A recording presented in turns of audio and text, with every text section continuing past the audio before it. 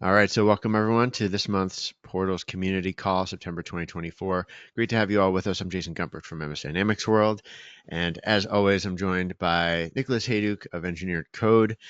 Just a couple notes as we get started. We always welcome your questions. Please look for the questions block in the webcast interface and really enter them at any time. We'll be keeping an eye on that. We're also recording today's event, so we will have that on demand for you, and we'll have some information at the end, I think, from Nick on our plans for a future meeting. So with that, Nick, let me hand things over to you.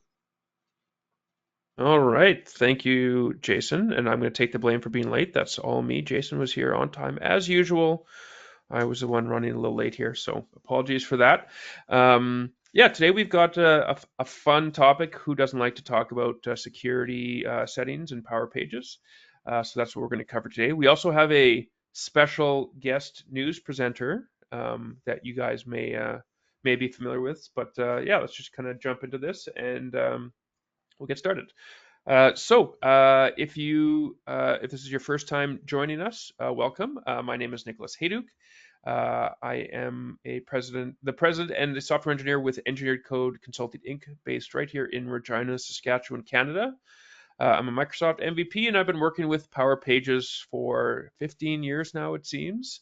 I began my career with a company called ADX Studio, who originally built Power Pages and was acquired by Microsoft. If we're not already connected on LinkedIn, please feel free to reach out. Otherwise, if you're interested in Power Pages content, you can follow us on Twitter. You can follow our blog. You can follow our YouTube channel where we post these recordings as well as our weekly tips. And you can also follow on the CRM.audio podcast network where we have Refresh the Cache, where we release our podcasts, all focused on Power Pages. So yeah, if you're looking for Power Pages stuff, that's what we do. Again, want to, as always, say thanks to Jason, especially for his patience today, and the entire team at MS Dynamics World. Jason, I'm looking forward to hopefully seeing you in person here in a little bit. And Jason and the team have been a great partner on these community calls. We get lots of great feedback on these community calls, and without Jason's help, we wouldn't be here. So thanks a lot to him. So, what's our agenda? Our agenda is, as usual, we're going to go through some Portals news. Then we are going to get into today's topic, which is, again, advanced security settings in Power Pages. We will talk about the date and time of our next community call, and we will finish up with some Q&A if there are any questions. As Jason mentioned, if you do have any questions, please feel free to drop those in the question block, and I will do my best to pay attention and get those answered. All right. Well, I mentioned we have a guest presenter here during our news segment, and it is none other than our friend Jason Gumpert from MS Dynamics World. Jason was lucky enough to be at the Power Platform conference in Vegas. Was it last week, I think, Jason, or was it 2 weeks ago? Last week. Yeah, last week. Last week, and so he was able to attend the Power Pages general session. So I asked if he could maybe do a kind of a summary of all the cool stuff that was mentioned by all the leaders from the Power Pages team. So Jason, take it away. Give us an update on what the product team had to say for Power Pages. All right, thanks, Nick. Great to be here. And hi again to everyone in the audience. Yeah, and if anyone was there and took in the Power Pages general session or any of the others, I'd certainly be interested to hear your take on it too. I'm just going to share a few of my notes and the highlights I took away from at least the general session, sort of roadmap session about Power Pages. So yeah, they let off with some stats, which I always like. They talked about, yeah, I think almost doubling their MAUs in the last year, which seems like a lot to me. 287 million MAUs, and they really talked about the performance that they're able to maintain even as the platform grows. So that's just kind of a snapshot there of what they shared. We can move on. So yeah, I mean, one of the things that they shared that I thought was interesting, I didn't have a great screenshot of it. It was a little blurry from what I grabbed, but this idea of they're trying to really kind of put a full sort of loop around their entire AI vision for Power Pages. I mean, it's not a surprise. I think every product area in the company is being asked to explain how it all relates back to AI. And so in the Power Pages world, they are painting it as intelligence everywhere. So like intelligent studio, and they kind of tie them all together. So intelligent studio, intelligent interface, and intelligent control plane. Um, I can't talk in detail about each of those, but that is pretty much the direction I would say that they're going to be framing up their AI capabilities for Power Pages, and then some. It leaves some space, as I understood it, for really tying Power Apps and Power Pages together more closely in terms of the story and maybe the interrelation between the two. So, applications that move between the two, or that kind of have interfaces between the two more easily. Copilot Studio, which I'll talk more about in the next, and building sort of user-facing copilots is a big part of that. Um, some of it's, I think, very much sort of intention more than what they have to offer today. So like personalized interfaces that anticipate actions seems to be sort of the direction that they want to move the product and the experiences for users. And then, a lot more with lifecycle management and, um, the idea of, I guess, feedback loops. I'm trying to remember exactly what that meant, but um, I think to kind of optimize the behavior of the sites and to optimize their performance, perhaps. Anyway, I think it's a long-term vision. I can't really talk to exactly what will be coming in any of those areas, but that's. I think they spent a good amount of time on this, and they kept hitting the word intelligent over and over, which um, I think just speaks to sort of how they see the platform evolving. So, next slide.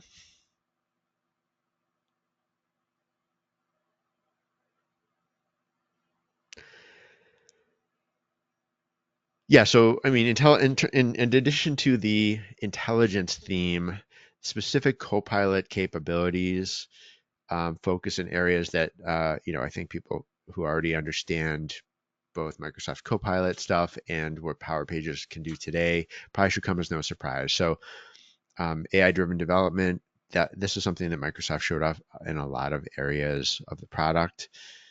I'm sorry, in a lot of areas of Power Platform overall, including with Power Pages.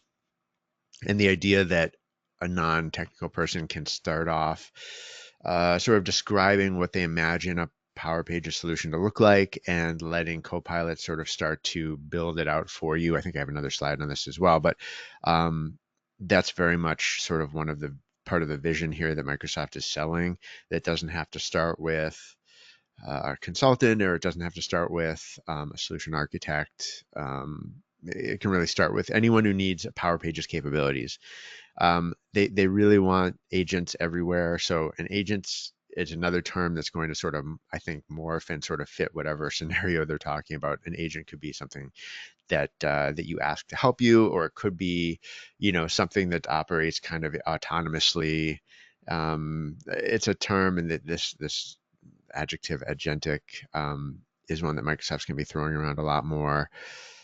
Uh, yeah, and we'll just have to sort of see how that comes comes to pass in terms of like more specific concrete examples. Yeah, integrations remain a priority, and then they also talked about security and governance being a priority, which is probably no surprise, but that was something that Microsoft, makes sure, and I think will continue to harp on as a not harp on, but emphasize as a priority as they keep pushing their AI related vision. They don't want to act as if they ever forget about that.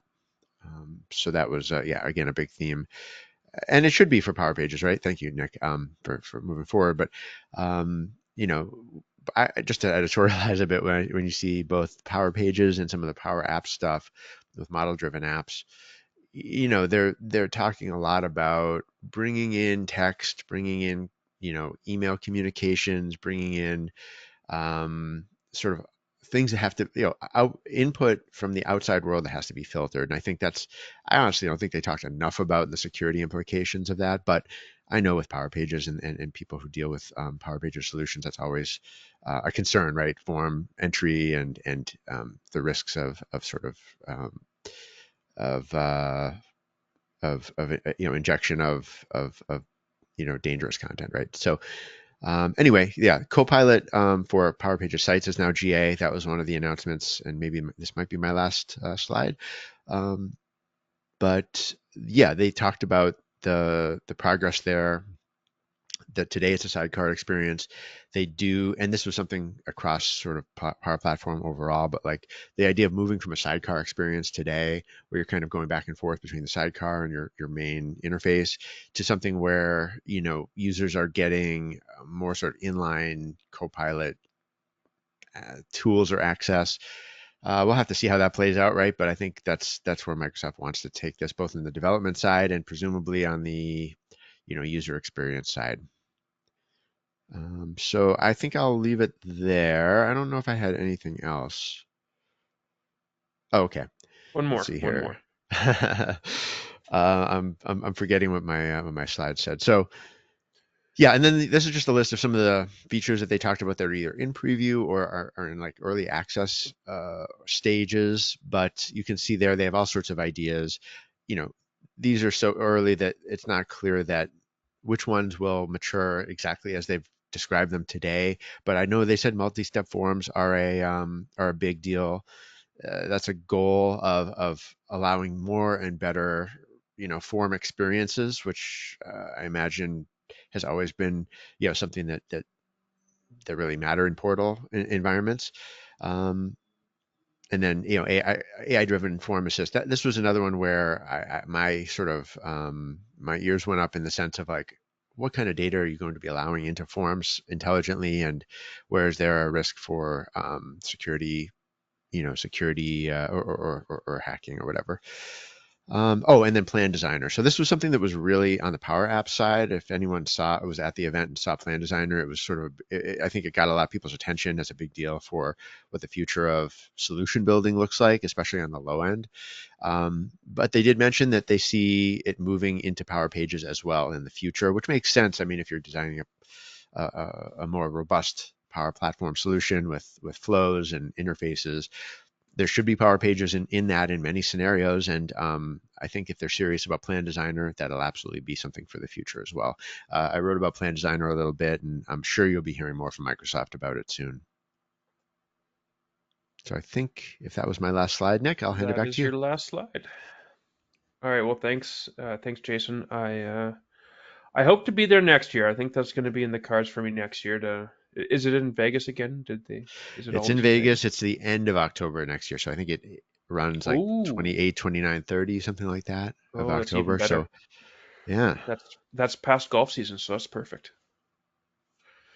All right. Well, thanks, Jason, for giving us that summary. Who knew that AI stuff was going to be the focus of the show? Never would have guessed that. Um, So speaking of AI stuff, since we last got together about a month ago, um, the Microsoft Power Pages product team blog was pretty quiet. I think the last thing was in July, so a little quiet, but we do have some new articles. So one of these, and I think this was tied around some announcements that might have happened at PPC. So one of these is that there's a new, they call it a participant within the GitHub Copilot chat. So if you're using the GitHub Copilot chat, you can say at Power Pages and then ask your Power Pages questions in there. So essentially, the features or like the AI that exists for writing code or that sort of thing for Power Pages, um, before this existed, you had to kind of do it within the Power Pages Copilot. Now you have access to that knowledge within the GitHub Copilot chat. So you just basically say, hey, Power Pages, at Power Pages, write me some liquid that does X, Y, and Z. So that's now available kind of um, in a different spot, and so you can kind of ideally, that GitHub Copilot chat will be kind of the central place where you can start asking questions across all the various products. So that is available. The other AI feature that we've got is AI summary for lists. So you can have a list configured on your Power Pages site, and you can have AI kind of summarize what is in that list, and that's again tailored to that user, tailored to the rows that that user can actually see.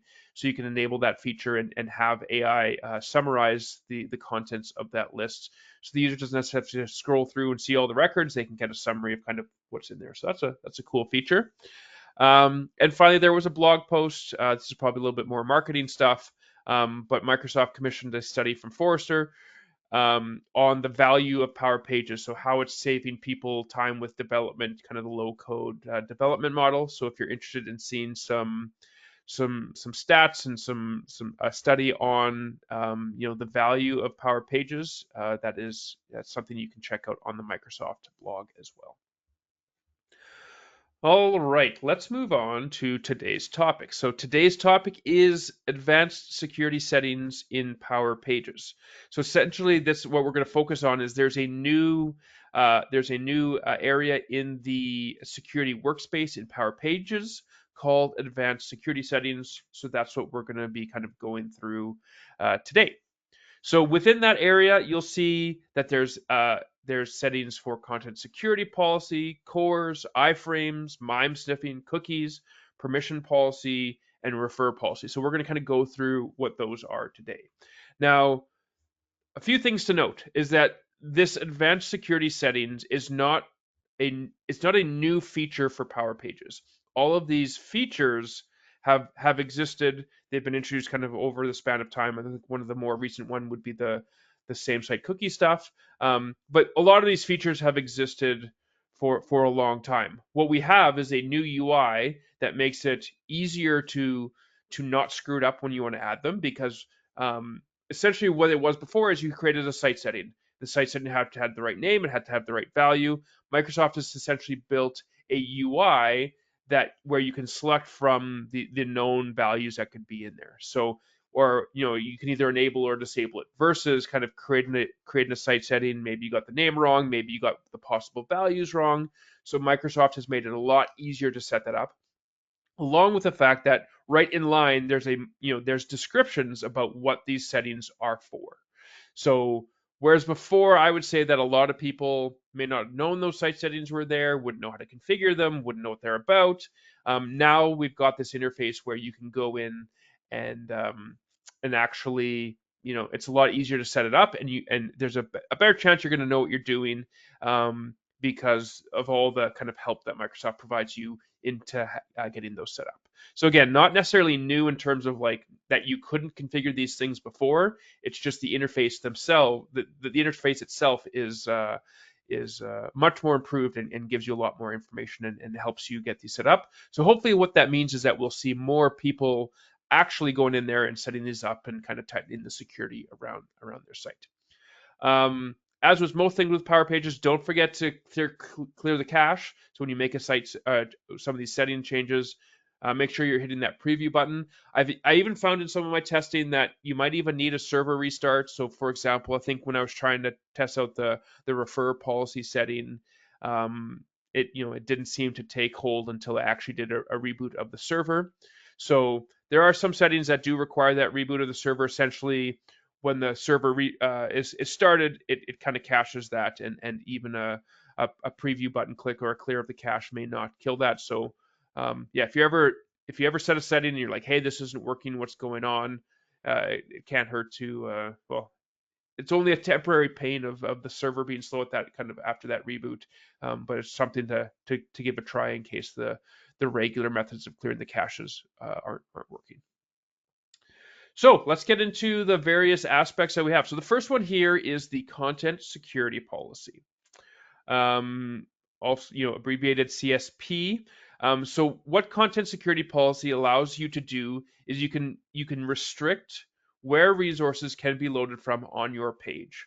So the kind of classic example for this is with JavaScript. So you can say, when my page loads, I'm only going to allow JavaScript that comes from one of these particular domains. And so you can even say, I'm not going to allow there to be any inline JavaScript. And where this is helpful is, and what this kind of protects you against, are cross-site scripting attacks. So so when other people can figure out a way to add scripts to your site and run code and all that sort of stuff, if you say, I only allow scripts from this particular domain, and I don't allow inline scripts, or I don't allow any scripts within my HTML, then all of those kind of potential exploits are blocked. Um, so in addition to JavaScript, you can also use this to control access to images or styles or all sorts of different. There's actually a pretty big list of different types of resources that you can say, I only allow these resources to be loaded from this particular domain. So let's take a look at how that works. I'm going to load this here. So within I got my Power Pages site here. I'm in the Design Studio. Under the security workspace, we've got the advanced settings, and you can see it is in preview. Again, it's the interface that's preview, not the underlying features. All these features have been in there for a long time, so you don't have to worry so much about the preview flag here. And I'll show you how when I change things in here, I'll actually be able to see the site settings. So as long as the site settings get created appropriately, there's not too much to worry about in terms of preview. Maybe the UI has some bugs in it. I haven't found any myself, but it's just something that you can just don't be too worried about the preview because it's the interface and not the underlying functionality. So, like I said, we got the CSP, Content Security Policy. So the first thing you can do is you can define the default source. So this allows you to say, if I'm not more specific, so you'll see here I can say images, fonts, scripts. If I'm not more specific, what's the default behavior for my site? So if I go in here and I say none, and what I'm going to do is I'm going to clear this out. So I'm going to clear this out. I'm going to click Save. I'm going to click Apply Changes, and then I'm going to click the Preview button. We're going to see what happens when my page loads. So in theory, what I'm saying is that essentially you can't load resources from anywhere, which is pretty disastrous if that's how you leave your site. Now, one thing I found a little bit strange during my testing for this call is when this thing loads, it actually should work fine because there does seem to be a difference between how the page loads when it's called, like this is the page that's open automatically when I click the preview button. So a tab kind of gets automatically opened. And so it actually seems to work fine here. I honestly don't know how Microsoft is doing it, but they are. Now, if I refresh this other page, you'll see that this one isn't the one, kind of the tab that's attached to my preview button. So you'll see here, when I try and load this page, all of these resources are being blocked because they're all coming from a domain that I'm not allowing because I haven't allowed any domains. So I've got JavaScript, I've got CSS, I've got images, everything's getting blocked here. So obviously that's not probably what we want. So if we start going back to my security settings, I'm going to go back and say, actually, I do want to allow, say, specific URLs. So what I've done in the past here is this content.powerapps.com because that's a domain where a lot of things are served from. And I can also put in self. So that says my current website. So if I say save, I click apply changes, then I click the preview button. Again, that one will load fine because of whatever. And the reason it actually loads fine is if I go into here, what this is doing is it's setting a header. Now we'll see that the header isn't set here. So the response header would tell me there'd be a content security policy header saying where I can load from. You'll see that the header is missing from here. How it knows that it's from this tab, I honestly don't know. But if I reload this here, we should. Of course, it's not working. So you can see here, there's going to be a content security policy.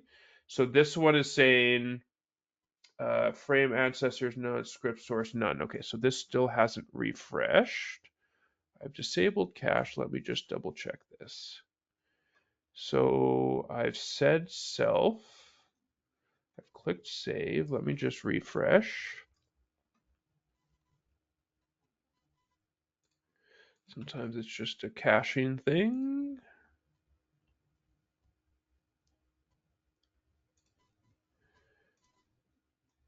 Script source, yeah, content, specific URLs.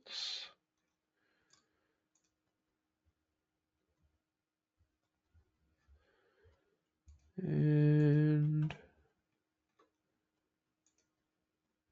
yeah, see, it just hasn't updated that content security policy. So what we're going to do is, just to make sure that this isn't a bug in the UI, I'm going to actually flip over to the site settings for my site. So I'm site settings here, and we'll see that all of the site settings for the content security policy are actually stored in a site setting called http:/content security policy.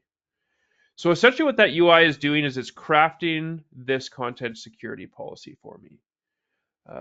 So you can see that the value should be default source none. Frame ancestors, we'll talk about that a little bit later. And then I'm saying scripts should be allowed to be loaded from content.powerapps.com and self. Now let's go back here. So that one should load. Okay, so this is just want to make sure I'm looking at the right site. Yep. Okay, I'm just gonna kill my site here because there might be some caching funniness going on. And let me just reboot that, see if I can get those resources coming back. So while that loads, again, we've got different, so you can apply this for scripts, you can apply it for fonts, images. I think scripts are the most kind of common thing that people are trying to protect. Styles, media, you can talk about frames, so iframes. You can also specify form actions. So you can say where can this thing actually post to, so that you don't have something hijacking and a form on your site posting to another site where people aren't expecting that to do that, and basically sending that data out there. So lots of different ways you can protect your site by setting up these content security policies. And just hit a reload on that one. But again, script is probably the most common setting in here to restrict it to these two. When you go and put in these settings, Microsoft doesn't have any kind of specific suggested settings. So it is something that you essentially kind of have to craft yourself. So if you were to go in here and say, I only want these particular domains, you may find that there's some out of the box domains that you need to whitelist to get the site to kind of show up properly. So there's a bit of kind of trial and error and playing around to get the exact site settings that you would want. But this is something that often comes up if you're doing a security scan. You'll see that if you don't have anything set up for the CSP header, you'll often get a warning or an error saying, hey, you should tighten that up a little bit. Okay, we'll see if this loads. If it doesn't load, then we'll switch back and move on to Course, because that's a different site.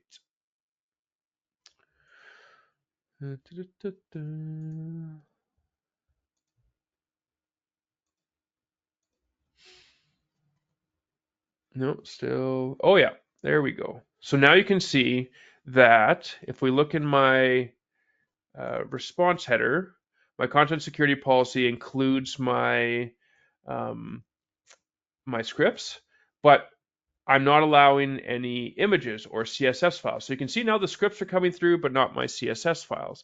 So you do have to be, you have to be careful about what you're allowing, what you're not allowing.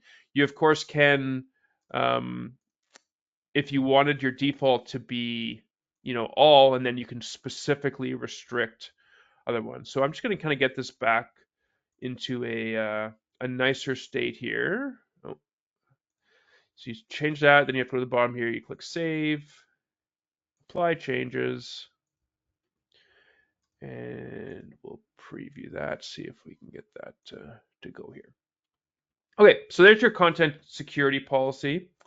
Next one, let's look at cross-origin resource sharing, or CORS. So these settings, and this is kind of what can be confusing at the beginning, is so CORS is all about making a request to a different domain than the one that you are on currently. So specifically when we talk about cores, we're talking about this, in this case, we're talking about having JavaScript on your page that calls a URL from a different domain. So a cross-domain, cross-origin request via AJAX. So by default, those are not allowed. If you don't do any special setup, if within your browser, if you attempt to write some JavaScript that calls a separate domain, that domain or that request will fail. You can enable that by enabling the core settings. Now, the key here is that the settings are on the server being called, not the one doing the calling. So if you are in Power Pages and you're calling a different domain and you want to get that set up for cores, you have to set that up on that other server. So when we're talking about these core settings for Power Pages, that would be if a different site is making a request to your Power Pages site. So if you want to allow some other site to make a cross-origin request to your Power Pages site, you would have to enable these settings. So you can control which domains those requests can come from. You can control which HTTP methods are valid. So you can say, I will allow you to make a request to me, but only if it's a GET, or only if it's a POST, or only if it's a PUT. So you can control that.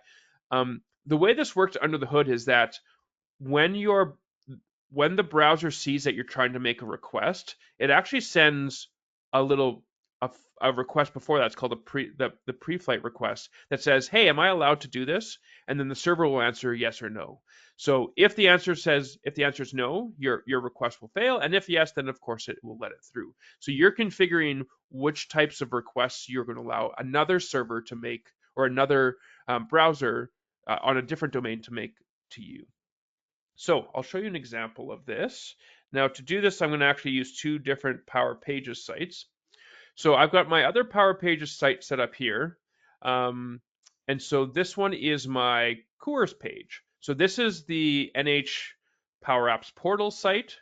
And on this site, if I look at my code here, you'll see that I'm making a request over to my Bootstrap 5 site. So if cores was not set up, this would fail. So again, the core settings are on the server at which you are calling, not the server you are calling from. So we have to set up cores on the Bootstrap 5 site. So if I go back to here, go to cross origin sharing, what I'm doing is I'm allowing all. So what I'm going to do is I'm going to say I'm going to allow access from, I'm going to disable this, apply changes. What I'm going to do, just to make sure, because sometimes I am more confident in these actual settings. Again, everything here is tied to site settings. So the core stuff is this access allow control methods. I'm going to delete that.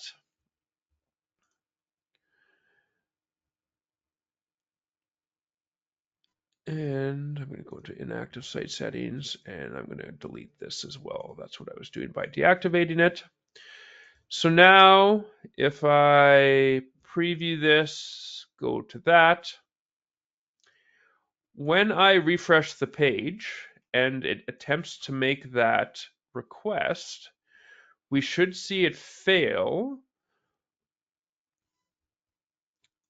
with a CORS error.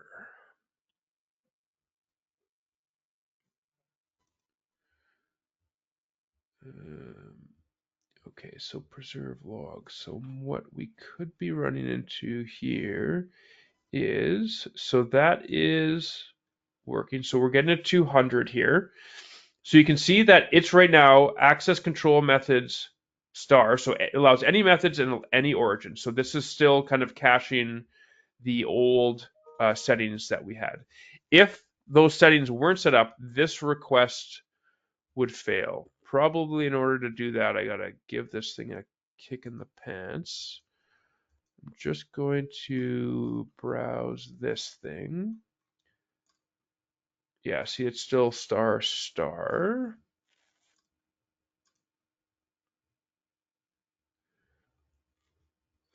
This one will See, it doesn't include that setting there. Yeah. All right. So we're finding at some points that you need to reboot this server. And honestly, it seems a little inconsistent because when I was playing with this the other day, for the most part, just a kill cache or like a preview button was working, but it's okay. We'll make do. So that's reloading. So what we'll see again is that when this happens, so that's error, but that's not our cores error yet. That's just because the site is still down. All right, it's coming up again here. So when I refresh this, hopefully we'll see that this fails here with that once the site's back up. So while we wait for that, again, you can see that you can control which domains it comes from. You can say which headers to allow. You can say which methods to allow. You can control also that pre-flight request I was talking about, which is like the browser saying, hey, am I allowed to do this? You'll see that it gets cached by the browser. So you can control how long that gets cached for, as well as whether it's allowed to share cookies or authentication header, client-side SSL. Here are all the kind of the traditional headers associated with setting up cores can all be set up on your Power Pages site. Again, this is probably not as commonly used. What is very common is for a Power Page site to call another server using cores, and so on that other server you'll have to set up cores. I would say it's less common for a different site to be calling Power Pages that way. But yeah, so here we go. So this one failed. We've got no thing in there. So you'll see that it's giving me a cores error because I don't have those settings so up. So I'm not able to call that other Power Pages site because of that cores error. Okay, so there are some other settings under the cross origin resource sharing that are not directly related to the actual kind of cross domain AJAX requests. And that is the two settings they have in here are displaying a web page as an iframe from the same origin. So this setting allows you, if you are going to put an iframe of the site somewhere else on the site, this will allow you to do that. If you disable this, then you are not going to allow iframes from the same origin.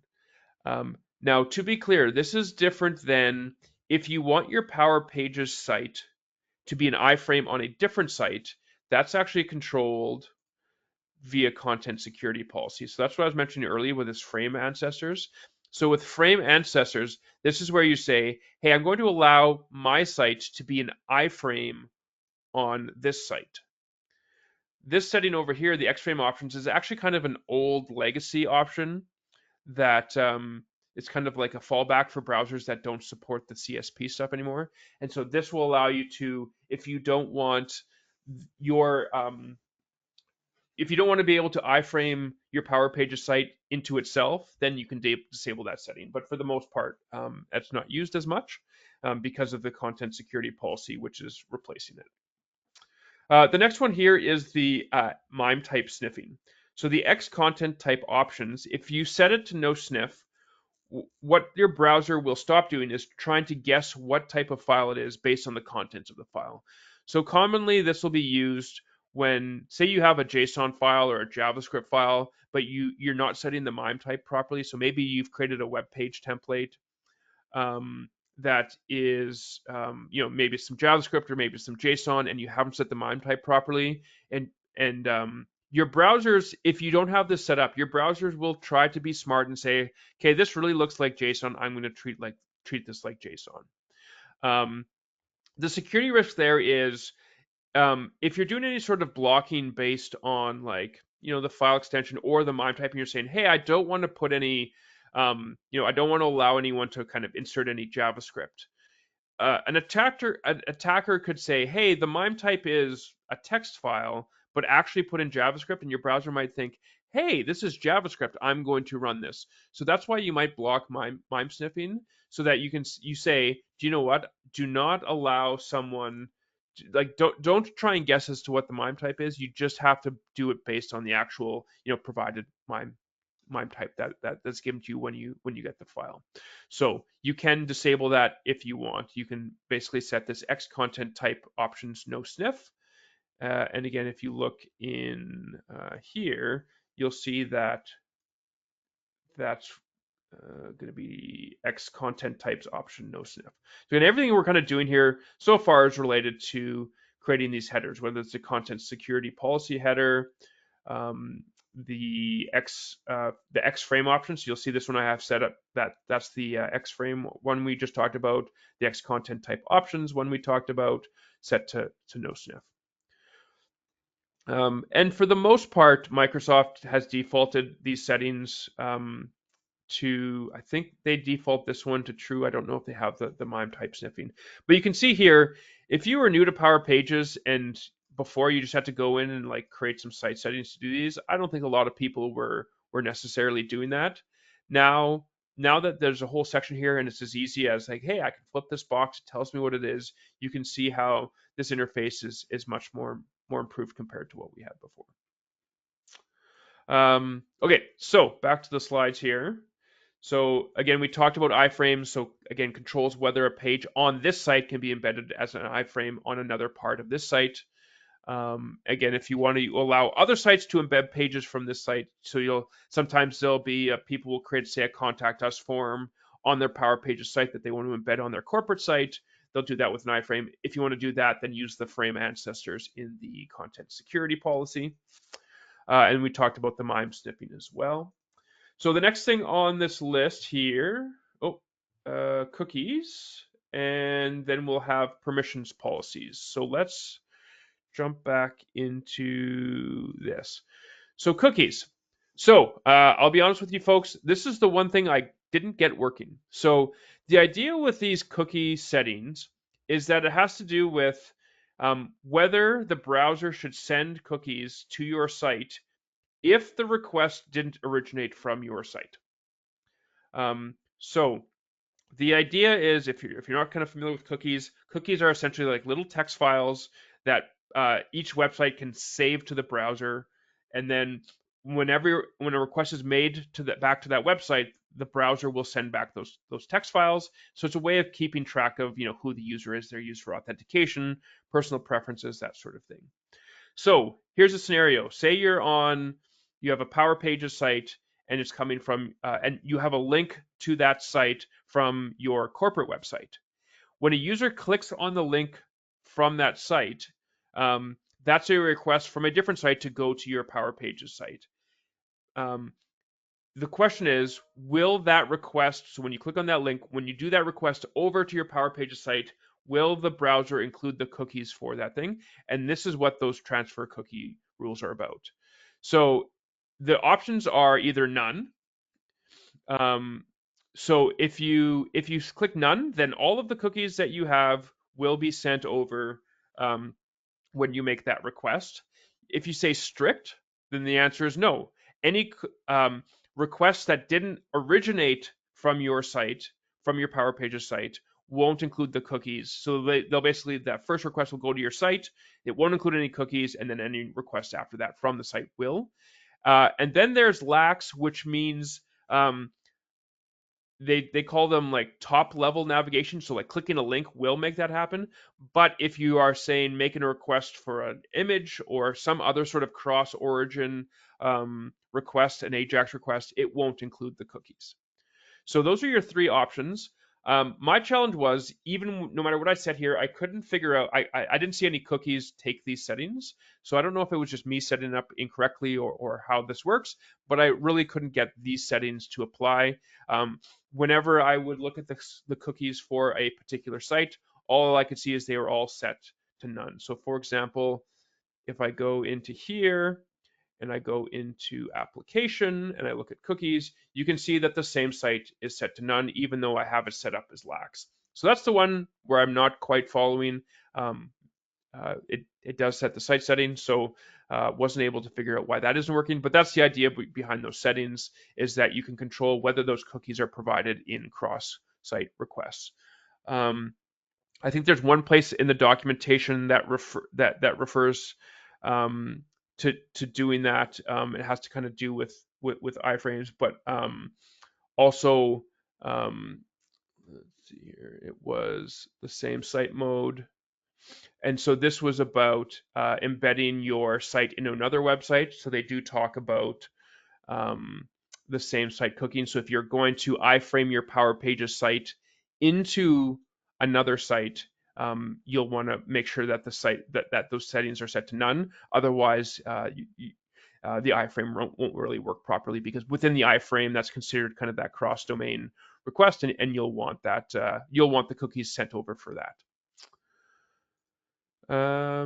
Okay, let's look at permissions policy. So again, this is another one of those settings similar to CSP, where it's about controlling which resources have access to um, certain things. So in this case, it's the JavaScript API. So whether you are going to use JavaScript APIs to get at the camera or the battery or the accelerometer or the geolocation, what you can say is, on my site, I'm only going to allow people, scripts from this domain to access the geolocation APIs. So it's, again, pretty straightforward. If we go into permissions policy, you've got a list of all of the different APIs that are supported within the permission policy. And you can basically go in here and say, for the accelerometer, it's like, hey, if I want to deny the accelerometer, I say none. I go in here, I click save, I say apply changes. And now there's going to be a permissions policy sent in the header. So there's the permissions policy header. I don't know if I have any set up right now. Do I have any permissions policies? No. No permissions policies here, but depending on how quickly this cache clears. No, I don't see it in there. But essentially, you'd get a header in here. Again, if we go back to our site settings, refresh, HTTP permissions policy, it's going to say accelerometer, and it's given a list of 0 domains. So essentially, there's going to be no accelerometer API access allowed on this site. So if you don't want people accessing these different APIs, if you have kind of no use for these, you can kind of lock all these down. You can see there's a pretty big list here of all the different JavaScript APIs that you can control through this permissions policy. So I think on most websites, like, you probably don't need access to any of these. So the kind of the most secure thing would be to kind of lock all these down and say, don't let anyone here into these. And then if you do need to open it up a little bit, then you can select which domains those particular JavaScript files. So again, it's about where those JavaScript files are hosted from, and what this is protecting is from someone else, getting a JavaScript file somehow embedded on your site. For example, if you're not properly sanitizing input, if someone's able to submit something that includes a script tag, and then now other people might see that script tag, you can kind of block their access to these APIs. So another layer of protection there. All right. Going to jump back to here. Last one here. So refer policy. So the refer policy controls what information about the current page is passed to the next page. So you can pass the entire URL, just the domain, or nothing. And then the rules can control. It's different. You can change your refer policy whether the next page is for the same domain, or if it's going to a different domain. So let me show you what that looks like. So we've got, within others here, we've got our refer policy. So within our refer policy, we can say, hey, do not pass any information about where it came from when you go to any page. You can also say, don't say anything when you go from HTTPS to HTTP. You can also have rules about send the full information when it's a link to my own site, but for any other site, only send the origin. So when we say full information, what we're meaning is also like the path and query string. So if I say look at this particular site here, you can see that my refer policy here is strict origin when cross origin. So what that means is if I look in my request headers, I don't have it in there. So strict origin when cross origin. So if I clicked on a link here, is that loading? I'm gonna go say to test nav. That's loading. So test nav. So strict origin when cross origin. There we can see here. So refer. So as part of the request that the browser sent to get the next page, I'm passing information about where it came from.